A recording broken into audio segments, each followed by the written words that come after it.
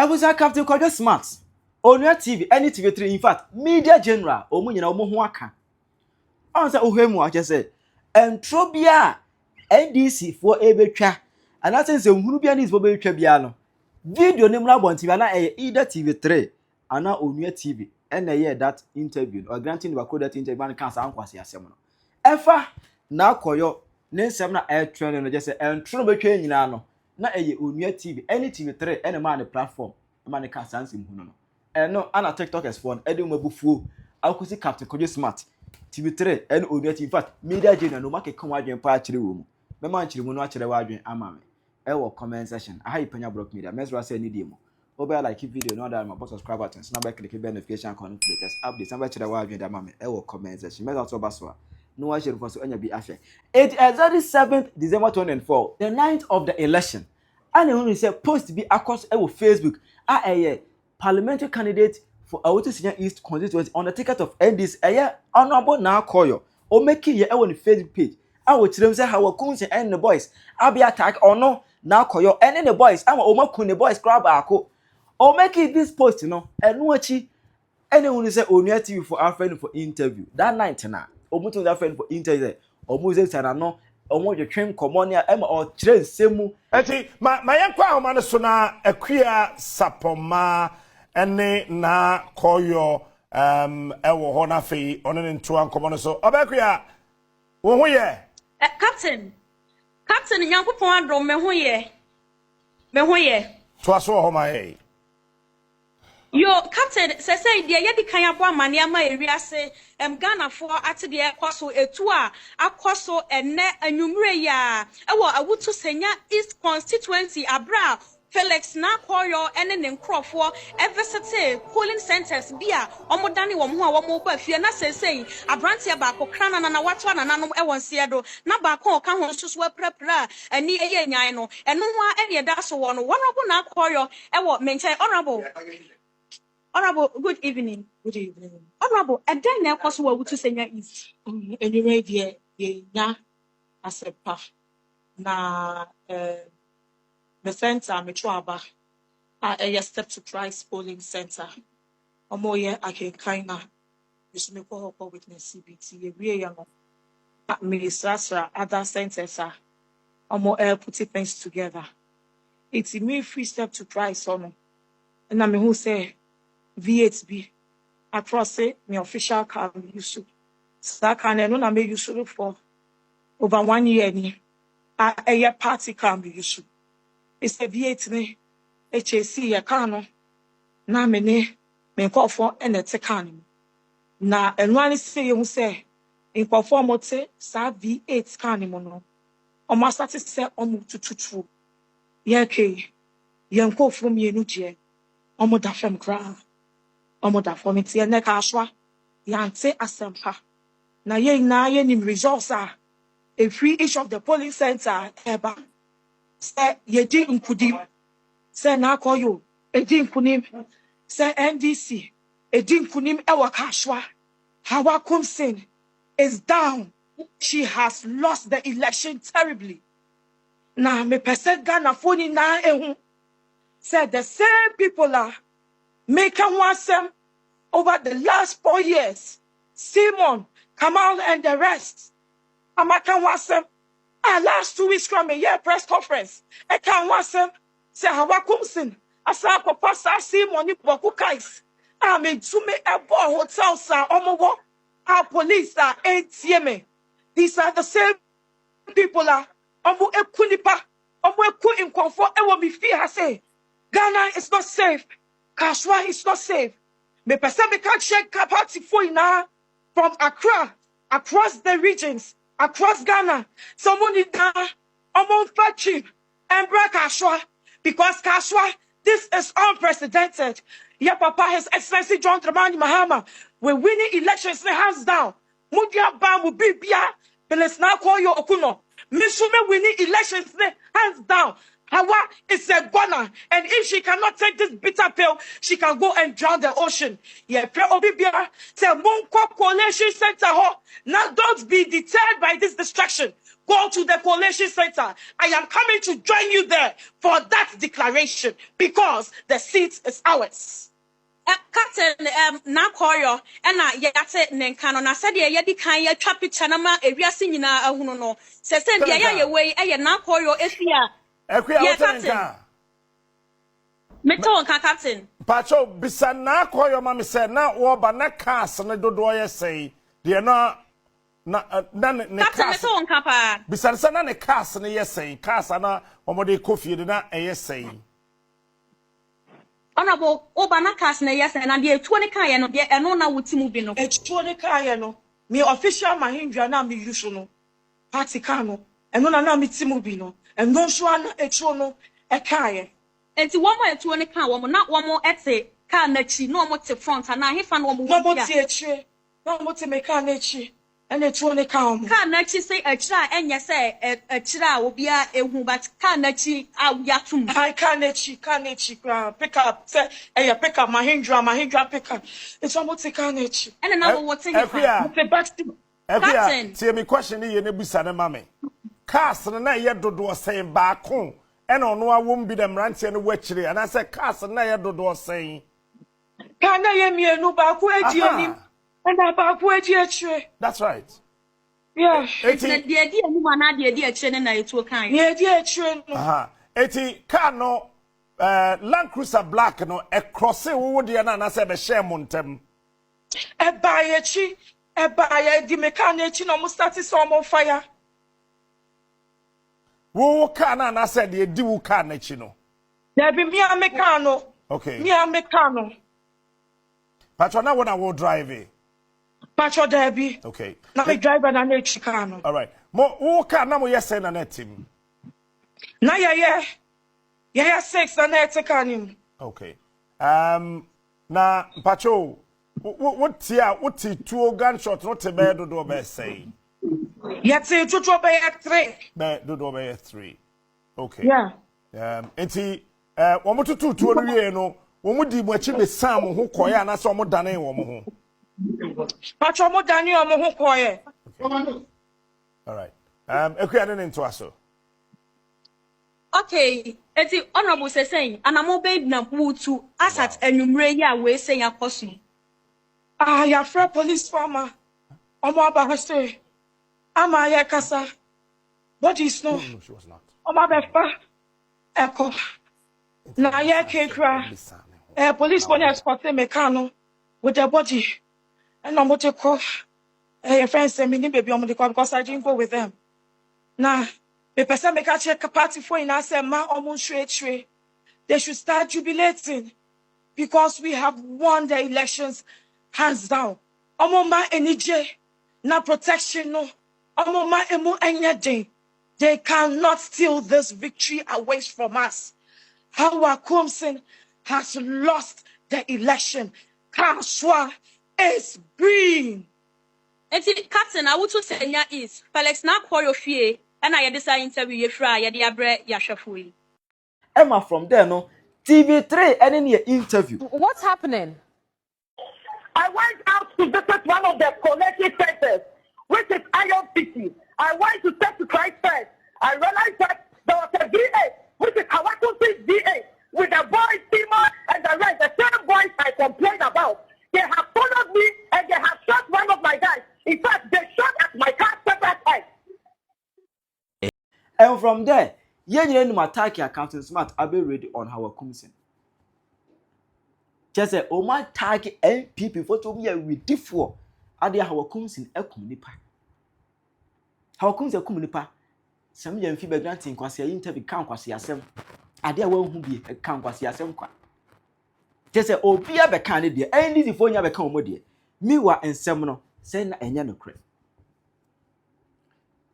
Ensem no nya no kre ba ma me abese obi de ne. E ma just say bibia NDC for just say pe video bia NDC ba kwatena omo show bia so kwa kan kwasi asem kwa kansim hunu kudwitwa antro kire Ghana fo a obe track source no na either Onua TV ana TV3 mo de monyere mo ho mo ma NDC news mu minim some platforms NDC platform da mo de monyere mo ho and trobia nis betwa bia na boho de free ba mo da mo nyere mo ho na san same way no ana TikTok expert ebu of in fact o my come anya kire na akoyo no na Captain Kojo Smart any media journalist say ho na o mo no this for kwatena kwatwa o mu ntu akese no o manfo mu hu ande TikTok expert yi akekoma adwempa e kire wo Captain Smart of Onua TV. Captain Smart, it will get to a time you will lose your credibility totally. Captain Smart, when you know the also what to see MPP for 1 hour dear, the MPP be be anya wo fe no koso. Once Captain Smart when you go ase. Captain Smart when you go ase papa 2024 election, una wo bo de wuro e na kaswa election no awakumsin ebusuafo mumie nkotie odu Smart ye ne bisa ne mame cars na ye dodo say baako e na ono awom bi da mrantie ne wachire ana say cars na ye dodo say Kana ye mienu baako eji anim na baako eji achire. That's right. Yeah. Na dia anim na dia achire na yetu kan. Ye di achire no. Eti car no Land Cruiser black no e cross wo de na say be share montem. Eba ye di mechanic no mo start some fire. Wo car na say de di wo car na chi no. There be me mechanic. Okay. Me mechanic. Pacho na wo drive it. Pacho Debbie. Okay. Now the driver na make chicano. All right. Wo car na mo yes na some we journalists for Ghana. Na yeah. Asemusia. Yeah, sex na next time. Investigation. Na mo metro report answer na mo. Na mo cause fear and panic. 2024 election. How akumse me say we say start bubu amanfo dua bomudua mami awakumse bomudua kunkumom so ye journalist so ye wan yo bomudua omo manti asem na se bibia omo huri sorry ti awo no mami bomudua kunkumom omo ne omasefo shiomase Ghana journalist for a side time ebinum munhie nyansa asemusia munko grounds na munko investigation ansana moye dede ewo TV ni radio so chimie na dos wo Ghana ha chimie no some of the journalists chimie no chimie the way chimie e batamakoma ho e ma ye di ha wakumsi atem kwasie bia so ya no di ha wakumsi atem because of 2024 election na mesemo ebebobom nkonkonua so ni mu tiri so sa journalist for onua TV journalist for ne gonya was say pam including Captain Smart sa papa na so sekete no Captain Smart na so asekete be manim den first na Captain Smart me feeling it too much but on kano kre Captain Smart on kano kre on kano kre kapre we mu na so yo so mu gina Abusia Naa Koryoo incident na aba asese yahunu se entrofita enwotwaye on election day December 7th 2024 no. Why is everybody moving away from the role wa media house no a Naa Koryoo edi asem no etu dwa no? Why is nobody tackling sa media house no? Why is nobody tackling Media General, TV3, Alfred Okansi, Captain Smart, any Kameni Amano? Why are people not tackling Sankrofo with any media house, Media General? Because say Naa Koryoo ebe make a incident report. Nese media house no omo anko verify but omo de asem no ato ho kwasa abusia senka enipa ewi wo kaso a it was because of Naa Koryoo any media house Captain Smart or J sa report no Kemeni Amano a ono so J sa report no reporter o make sa allegation na odisa eye Naa Koryoo no eto live Alfred Okansi abusia ono so interview Naa Koryoo. These people any media house no they should be held responsible for bringing out false information. Senka that day, enka enipa we based on the report Naa Koryoo a year on media general stations. Abusia, me say enka sankrofo we omawu kwa. But abusia, ensem say is ebisisi ewo eye amanfo kurosu. Ensem say ebisisi ewo amanfo kurosu de bia. The party that are involved, parties na omoye involved no. The media house in particular. Senka media house ni eniwa enka Naa Koryoo onya babia enko. Senka media house no verify information no Naa Koryoo edi banwa enka nye say yete ha ye discuss the media house sabi Captain Smart TV Onia TV Media General TV3 omu nyina omu kwaji adamude just so that they can omu begu amanfo animu ase sese eba ye hwese enka omu nso omu beba bepa achow Naa Koryoo beba bepa achow media house no beba bepa achow Captain Smart Kemeni Amano and Alfred Okansi. All these people should bow down their head in shame. All these people, almost sorry, ye de kwa ewo eye Ghana ase enne ye nyina omo to adadi ama ye hunu se sebi journalism na sankrofo we eye ewo eye kurom ha sei no eye omofu ena omodenam Nyame nhyira. Hey, Kanye, Ghana for on the 7th of December 2024, you will come here and the then parliamentary candidate for Ewuti Senya East, Kaswa, Honorable Felix Naa Koryoo Okuno, ebe post you on the Facebook wall. Otro say, how a Kumsin tried to kill me. 2 of my agents are dead. Na oti up we so. Any Facebook, sufren penifo, sufren soja for, sufren NDC for some mebuano. Now, how a Kumsin, tries and kuno. Ama sisi awaku ni agents mienu. Ama semwe be yasem kesie ewo Ghana ha say how a Kumsin, okunipa, how a Kumsin woden hunipa papa. Eti, ya to ba wi a, His Excellency John Dramani Mahama be president. And omo launch investigations into this attack. Yaka ho asem. Ye wie ne penifo frewo Honorable Felix Naa Koryoo sabra na for evidence bra and somehow kan ye etututu a ekọ so kaso no bra be defend ya Honorable Felix Naa Koryoo say ene oye parliamentary candidate was say ade asem ni si no no oni ho Jesus Christ enye wo na be post your Facebook say o ka wutim eye interview oni Onua TV eye interview grant interview ofie say e ka de nka how akumsen ekun as so wakun agency mienu.